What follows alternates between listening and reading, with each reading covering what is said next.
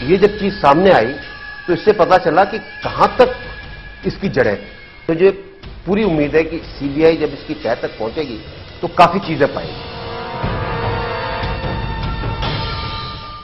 Break के बाद आपका एक बार फिर स्वागत है। जनरल साहब, एक और जो मामला था जिसको लेकर बड़ी ज्यादा चर्चा रही, आपको घूस देने की कोशिश की बात आपने खुद कही। अब मामला हालांकि कोर्ट में इस वक्त मामला चल रहा है, लेकिन क्या आप कहना चाहेंगे अगर सेना में आपने भ्रष्टाचार के खिलाफ जो मुहिम शुरू की और खुद आपको भी उसका एक तरह से कह सकते हैं शिकार होना पड़ा?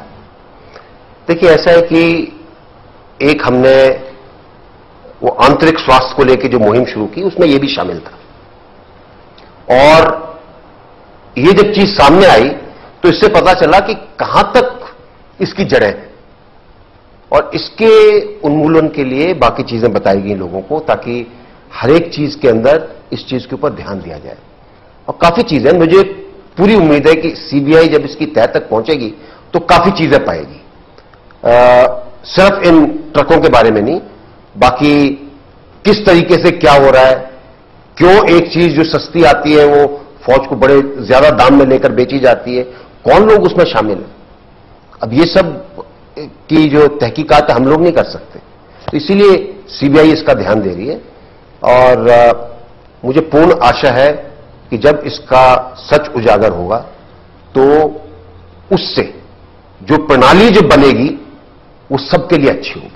पिछले करीब 1.5-2 साल में सारे मामलों को अगर देखा जाए, मीडिया में एक सेक्शन लगातार ये कहता रहा है कि रक्षा मंत्री के साथ आपके संबंधों में कहीं खटास है। हालांकि रक्षा मंत्री ने बार बार इस बात को मीडिया के बारे में भी कहने की कोशिश की कि बहुत अच्छे, आप पर पूरा उनको भरोसा है। ये क्या सिर्फ मीडिया की देन इसको आप मानते हैं? पूर्णतया मीडिया का एक सोच है। रक्षा मंत्री जी और मेरे बीच रिश्ते बहुत अच्छे हैं, और उनके द्वारा जो हमको सपोर्ट मिलता है उसमें कोई कमी नहीं है।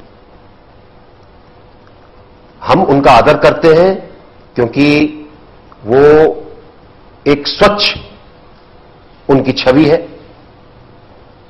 जो भी वो काम करते हैं वो इस तरीके से करते हैं ताकि हर एक चीज ठीक रहे, और अब तक जो उनसे हमको सपोर्ट मिला है बहुत ही बढ़िया मिला है।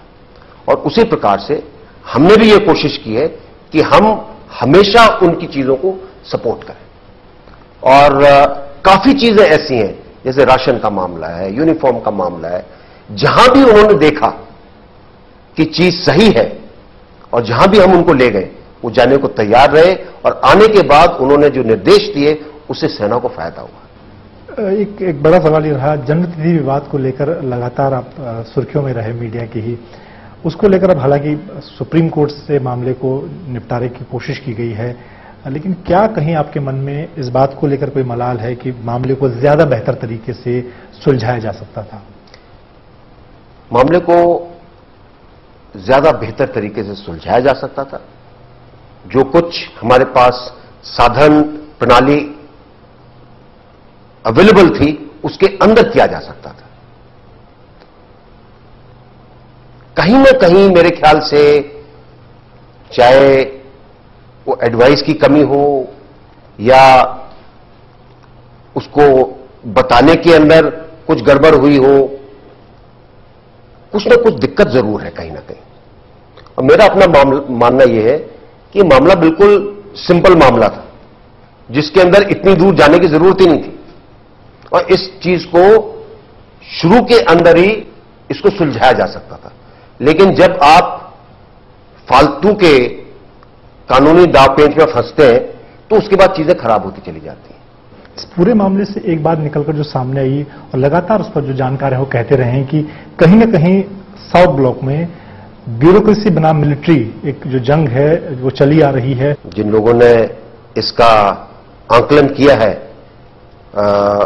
किसी हद तक सही भी हो सकते हैं। शायद यह भी हो सकता है कि किसी ने किसी टाइम पर गलती की हो और उसके बाद वो कोशिश करें कि जी अब हम अपनी गलती तो नहीं मानेंगे, इसको इसी तरीके से चलाएंगे, ये भी हो सकता है। देश के सामने चुनौती सेना प्रमुख के रूप में आपने देखी हैं, आने वाले वक्त में चुनौतियों को कैसे देखते हैं, खासकर जो सीमा पर, सरहद पर हमारी चुनौतियां हैं, चाहे वो चीन के मामले में हो, चाहे पाकिस्तान के मामले में? जहां तक इन दोनों देशों का सवाल है, सरकार ने कहा है कि क्योंकि इन दोनों में कुछ न कुछ हमें सीमा की समस्याएं हैं, चाहे वो पाकिस्तान के साथ हो जम्मू और कश्मीर में, चाहे चीन के साथ हो, तो जब तक आपकी सीमाएं विवाद में रहेंगी तब तक कुछ न कुछ वहां पर हो सकता है। किस रूप में होगा कहना बड़ा मुश्किल है। तो इसलिए हमें अपनी जो सैन्य शक्ति है उसको ऐसा बनाना पड़ेगा कि हम किसी भी चुनौती का सामना करने के लिए तैयार रहें। कहा जाता है कि अच्छे लोगों को राजनीति में आना चाहिए, ये बात कही जाती रही है। अन्ना हजारे ने आपको ऑफर दिया है, आपको लगता है कि वो आपके लिए एक फोरम होगा जहां आप जाना चाहेंगे? देखिए, अभी तक मेरा पूरा ध्यान सेना के ऊपर है और 31 तारीख तक सेना के ऊपर ध्यान रहेगा। उसके बाद मैं कुछ सोचूंगा कि क्या करना है। अब आप ही लोग कहते हैं कि अन्ना ने बोला है, उसने बोला है, उसने बोला है। हमारा ध्यान अभी कहीं नहीं है। नहीं हमने कुछ सोचा है, नहीं हमने राजनीति के बारे में सोचा है, नहीं किसी और काम के बारे में सोचा है। थोड़ा समय निकालकर एक बार हर एक चीज अपनी ठीक करके सोच समझकर फिर कोई फैसला करेंगे कि कैसे हम जो कुछ हमने अब तक समाज से लिया है उसको समाज को वापस कैसे दे सकते हैं। भले ही कुछ लोग जनरल विजय कुमार सिंह की ईमानदारी को नापसंद करें, उनसे इत्तेफाक न रखें, लेकिन सेना में उनके योगदान और ईमानदारी के लिए उन्हें हमेशा याद किया जाएगा। आपको बहुत बहुत धन्यवाद सर। धन्यवाद। ये जब चीज सामने आई तो इससे पता चला कि कहां तक इसकी जड़ें। तो ये पूरी उम्मीद है कि सीबीआई जब इसकी तह तक पहुंचेगी तो काफी चीजें पाएगी।